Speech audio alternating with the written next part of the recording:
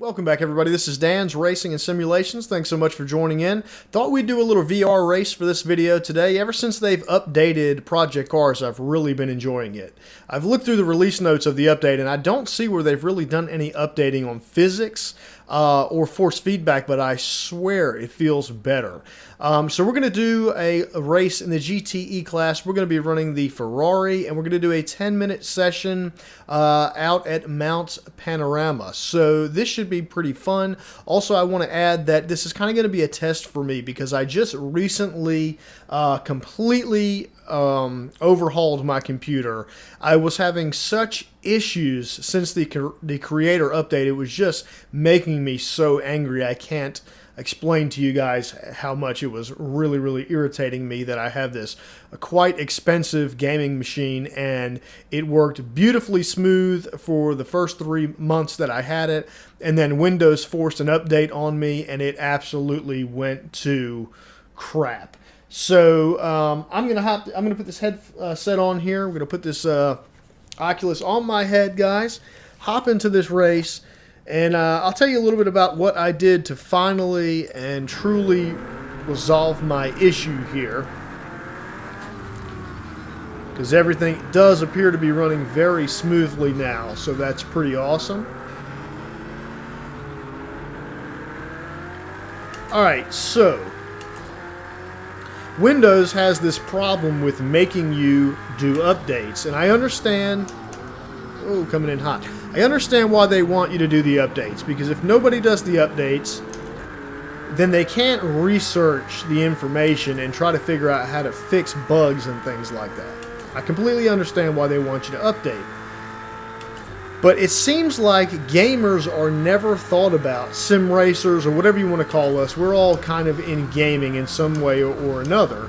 And when they do these updates, while they may be very beneficial on certain things, it's like they never take gamers into consideration, because there are always some very serious problems for gamers, and that was no different with this creators update. What's so infuriating about it, though, is they send the same updates out to everybody, and not everyone has the issues.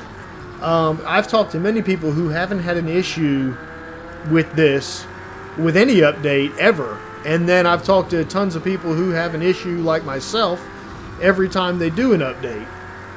So it's just really frustrating, you know. Oop, I got some competition over here on my left. Talking and driving, I'm a little bit slower. Let me get down this section and I'll continue on with my little story here. It's just such a cool section of track when you're in virtual reality. Feels like you're so close to those walls. Okay, now we're in a straight. So yeah, so what I ended up doing, basically, in a long story short, guys, is I manually reinstalled the Windows operating system version 1607, which was one of the last pretty stable versions just before the creators update. And Windows won't let you do that through the update and security tab, because they don't want you to revert back to that version. They want you to keep the creators version. So they make it very difficult, but you can go and manually download whatever version of Windows you want through an ISO file, and then you just manually download it. And it's not too difficult to do. It's pretty easy, especially with a newer PC. It kind of still does it for you.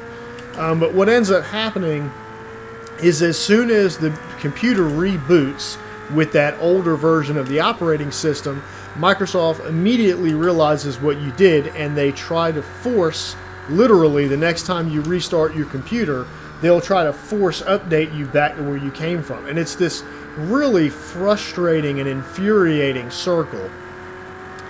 Well, I know of an item that Microsoft doesn't really like, and that's called the Ultimate Windows Tweaker. I've talked about that in older videos.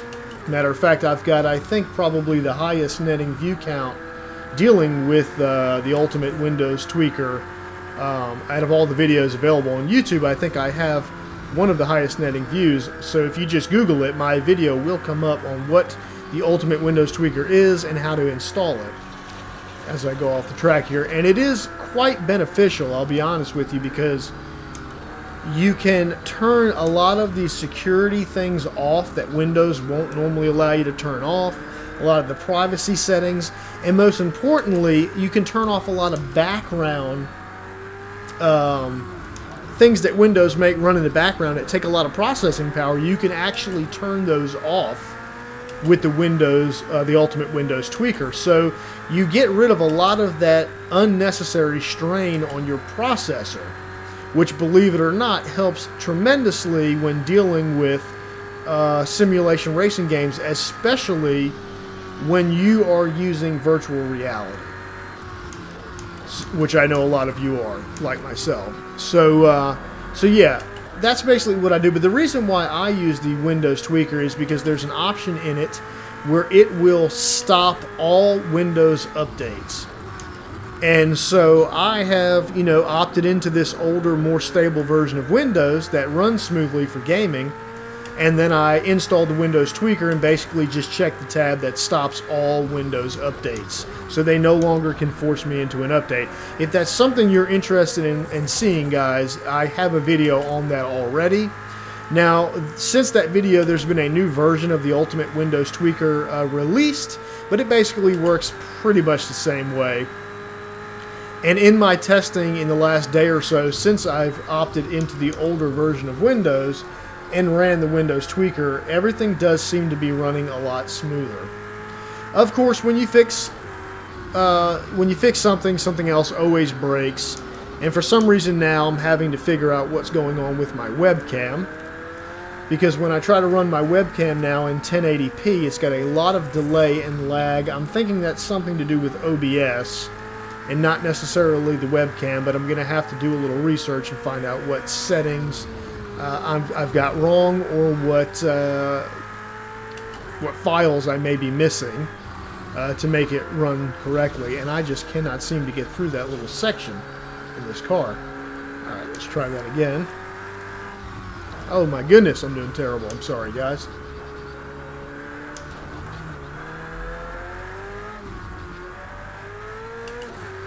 I'm concentrating on something else other than my driving, which is silly.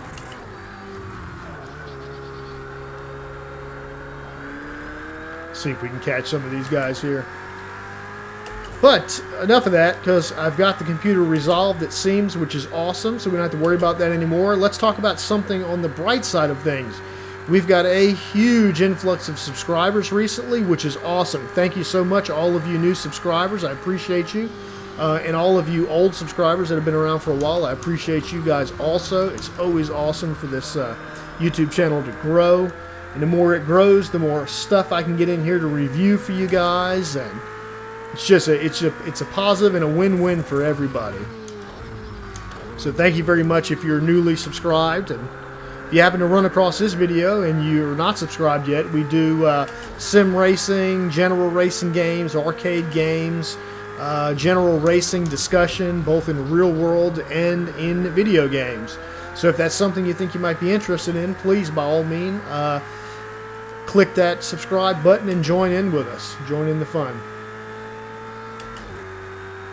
I've been working hard trying to get Fanatec to send me some products, and I had started this conversation with them maybe 3 months, 4 months ago, and we were literally like, I don't know, 500 less subscribers or something like that, maybe even more, as I'm just about to hit the wall here. No, I got through there pretty cleanly.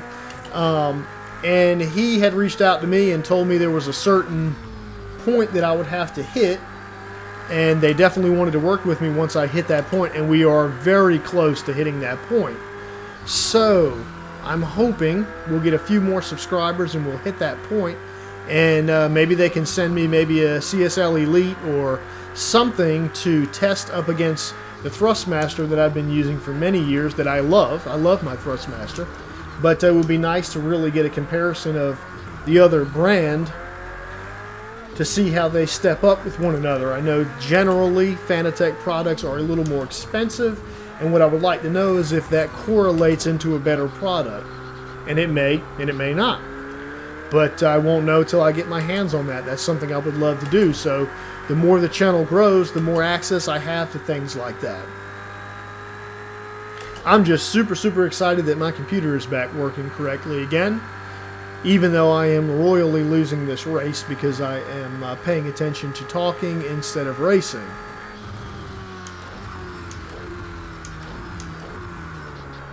One issue I have with running VR is I want to have the most realism possible.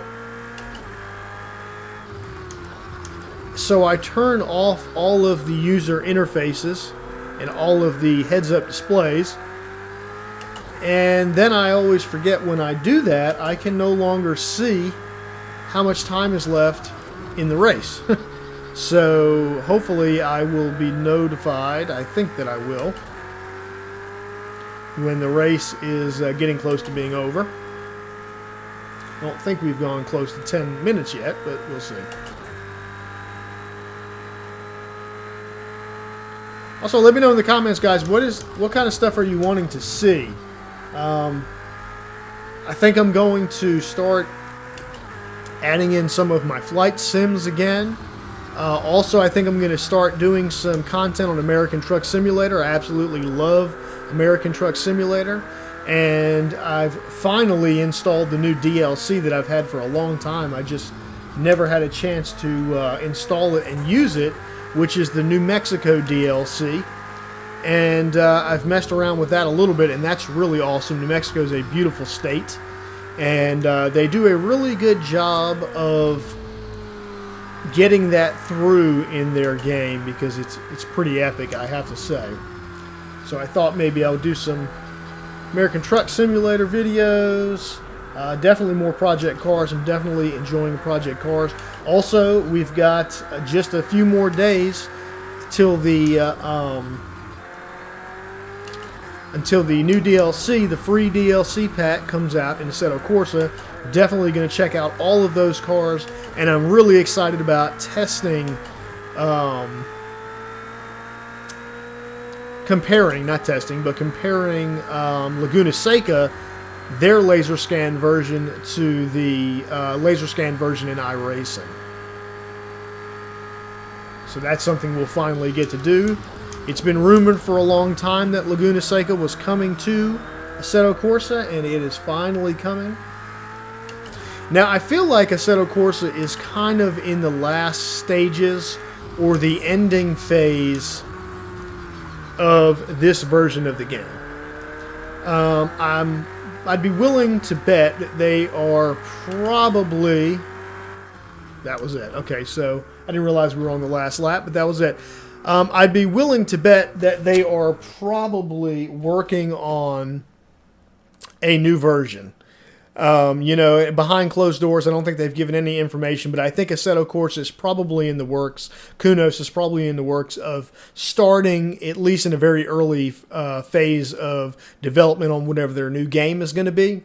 So I've been trying to do some research. I've been trying to find some secrets about that. And as I do find out information, I will certainly let you guys know.